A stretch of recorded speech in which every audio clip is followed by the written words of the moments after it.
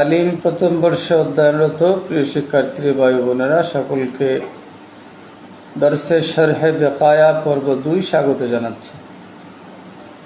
ইনশাআল্লাহ আজকে আমরা আলোচনা করব হজের পারিভাষিক অর্থ নিয়ে।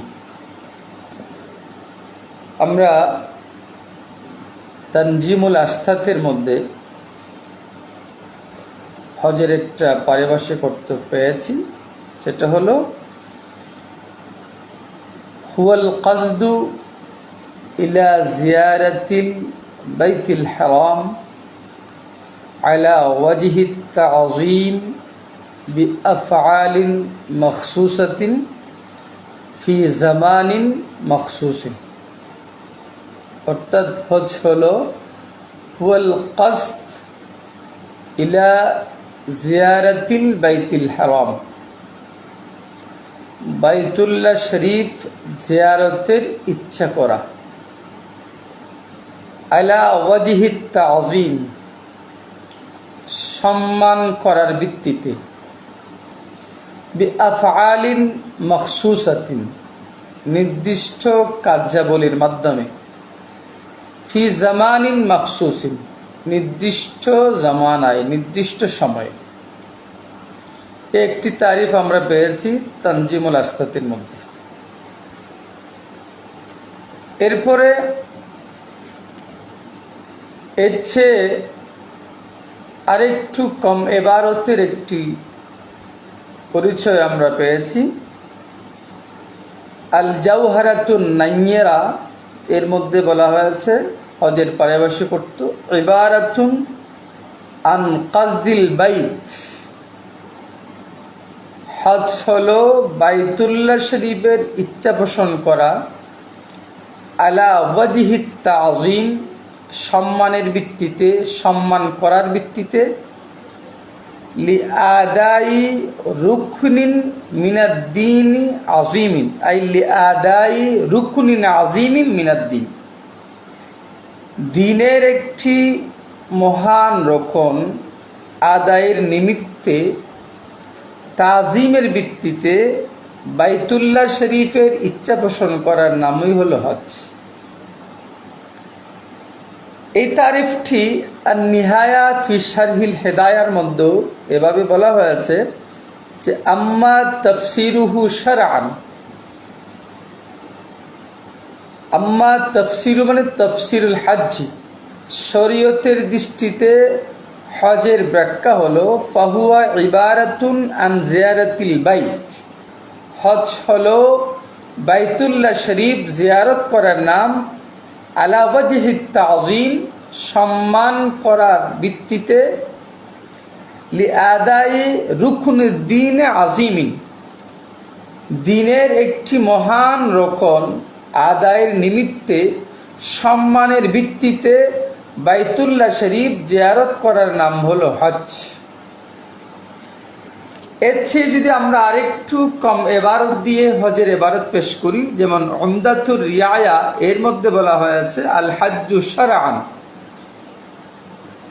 শরীয়তের দৃষ্টিকোণে, শরীয়তের দৃষ্টিতে হজ হলো জিয়ারাতু মাকানিন মখসুসিন নির্দিষ্ট স্থান জিয়ারত করা, ফি ওয়াক্তিন মখসুসিন নির্দিষ্ট সময়ে, নির্দিষ্ট সময়ে নির্দিষ্ট স্থান জিয়ারত করার নাম হলো হজ। কানজুদ দাকায়েকের মধ্যে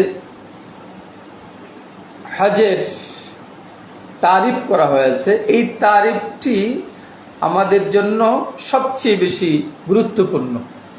এই তারিফটি আমরা সকলেই মুখস্থ করার চেষ্টা করব, মনে রাখার চেষ্টা করব। কানজুদ দাকায়েকের মধ্যে বলা হয়েছে হুয়া জিয়ারাতু মাকানিন মখসুসিন, হজ হলো জিয়ারাতু জিয়ারত করা, মাকানিন মখসুসিন নির্দিষ্ট স্থান, ফি জামানিন মখসুসিন নির্দিষ্ট সময়ে নির্দিষ্ট জামানায়, বেফআলিন মখসুসিন নির্দিষ্ট কাজের মাধ্যমে, নির্দিষ্ট ফেলের মাধ্যমে, নির্দিষ্ট জামানায় নির্দিষ্ট স্থান জিয়ারত করার নাম হলো হজ। আমি আবার বলছি, এটা আমরা মুখস্থ রাখার চেষ্টা করব। হজ হলো হুয়া জিয়ারাতু মাকানিন মাখসুসিন, নির্দিষ্ট স্থান জিয়ারত করা, ফি জামানিন মাখসুসিন, নির্দিষ্ট সময়ে, বেফাইলিন মাখসুসিন, নির্দিষ্ট কাজের মাধ্যমে, নির্দিষ্ট ফাইলের মাধ্যমে। তাহলে নির্দিষ্ট কাজের মাধ্যমে, নির্দিষ্ট সময়ে, নির্দিষ্ট স্থান জিয়ারত করার নাম হলো হজ। এটা আমরা মুখস্থ করব। তবে এই তারিফটির একটি চমৎকার ব্যাখ্যা আছে, সেটা আমাদের জানা দরকার। যেখানে বলা হয়েছে হুয়া জিয়ারাতু মাকানিন মাখসুসিন, নির্দিষ্ট স্থান জিয়ারত করা। জিয়ারতের শাব্দিক অর্থ হলো পরিদর্শন করা, জিয়ারত করা। কিন্তু এখানে জিয়ারত মানে কি বোঝানো হয়েছে? বলছে এখানে জিয়ারত মানে বোঝানো হয়েছে আল মুরাদু বিজিয়ারাতি আত-তাওয়াফু ওয়াল উকুফু। এখানে জিয়ারত মানে শুধু পরিদর্শন করা, এই অর্থটি মুরাদ নয়। এখানে জিয়ারত মানে দুটা জিনিস, একটা হলো তাওয়াফ করা আর একটা হলো অবস্থান করা। এই দুটা জিনিসকে বলা হয়েছে জিয়ারত। মাকানিন মাখসুসিন, নির্দিষ্ট জায়গা। এখানে নির্দিষ্ট জায়গা বলতে বোঝানো হয়েছে বাইতুল্লাহ শরীফ এবং আরাফাতের ময়দান, জাবালে আরাফাত অথবা আরাফাতের ময়দান। ফি জামানিন মাখসুসিন, নির্দিষ্ট জামানা। বলছে আল মুরাদু বিজ জামানিল মাখসুস, নির্দিষ্ট জামানা বলতে ফি তাওয়াফ, তাওয়াফ করার ক্ষেত্রে নির্দিষ্ট জামানা হলো মিন তুলুইল ফজরি, ফজর উদয় হওয়া থেকে। কোন দিন? ইয়াউমান নাহারি, ইয়াউমুন নাহার, জুলহিজ্জা মাসের 10 তারিখ ফজর উদয় হওয়ার পর থেকে ইলা আখিরিল উমরি, জীবনের শেষ মুহূর্ত পর্যন্ত। এটা হলো তাওয়াফের জন্য নির্দিষ্ট সময়। ওয়াফিল উকুফি, উকুফে আরাফার জন্য নির্দিষ্ট সময় কি? জাওয়ালুশ শামসি ইয়াউমা আরাফাতা, আরাফাতের দিন, জিলহজ মাসের 9 তারিখ আরাফাতের দিন সূর্য ঢলে পড়া থেকে ইলা তুলুইল ফজরি ইয়াউমান নাহারি, ইয়াউমুন নাহার, জিলহজ মাসের 10 তারিখ ফজর উদয় হওয়া পর্যন্ত। এটা হচ্ছে নির্দিষ্ট জামানা। তাহলে নির্দিষ্ট জামানা বলতে তাওয়াফের ক্ষেত্রে নির্দিষ্ট জামানা হলো ইয়াউমুন নাহার, ইয়াউমুন নাহার, জুলহিজ্জা মাসের 10 তারিখ ফজর উদয় হওয়ার পর থেকে জীবনের শেষ মুহূর্ত পর্যন্ত। আর উকুফের আরাফার ক্ষেত্রে নির্দিষ্ট সময় হলো ইয়ৌমে আরাফা, জুলহিজ্জা মাসের 9 তারিখ ইয়ৌমে আরাফা, সূর্য ঢলে পড়ার পর থেকে ইলা তুলুইল ফাজরি ইয়াউমান নাহারি, ইয়াউমুন নাহার, ফজর উদয় হওয়া পর্যন্ত। বলছে বিফাইলিন মাখসুসিন, নির্দিষ্ট কাজ। এখানে নির্দিষ্ট কাজ বলতে কি বোঝানো হয়েছে?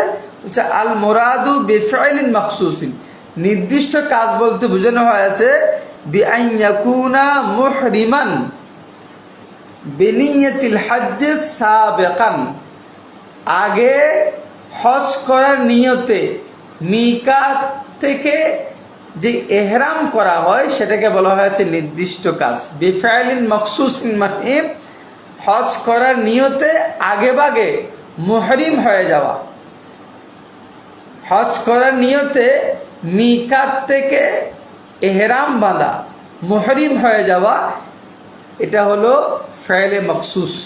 তাহলে এখানে ফেলে মখসুস, জামানে মখসুস, মকানে মখসুসের নির্দিষ্ট বিষয় আছে।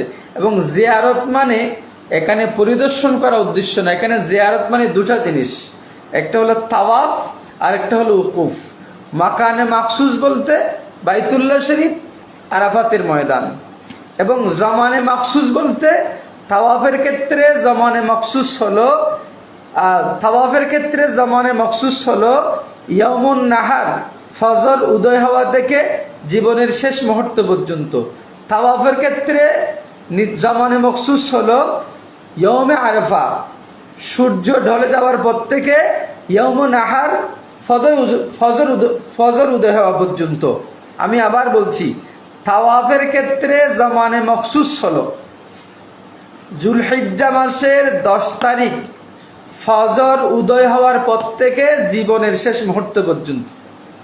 উকুফে আরফার ক্ষেত্রে জামানে মখসুস হলো আরাফাতের দিন সূর্য ঢলে পড়ার পর থেকে ইয়মে নাহার ফজর উদয় হওয়া পর্যন্ত। আর বেফাইলিন মখসুস নির্দিষ্ট ফেল বলতে এখানে বোঝানো হয়েছে মিকাত থেকে হজের নিয়তে এহরাম করা, এটাকে বলা হয় ফেলে মখসুস। তাহলে আমরা হজের পারিভাষিক অর্থ মনে রাখবো।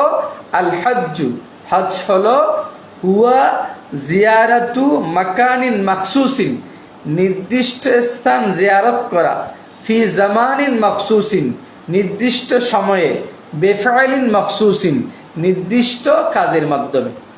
তাহলে আজকে আমরা হজের পারিভাষিক অর্থ জানলাম। আজকের মতো আমরা এখানে শেষ করছি। আসসালামু আলাইকুম ওয়া রাহমাতুল্লাহি ওয়া বারাকাতুহু।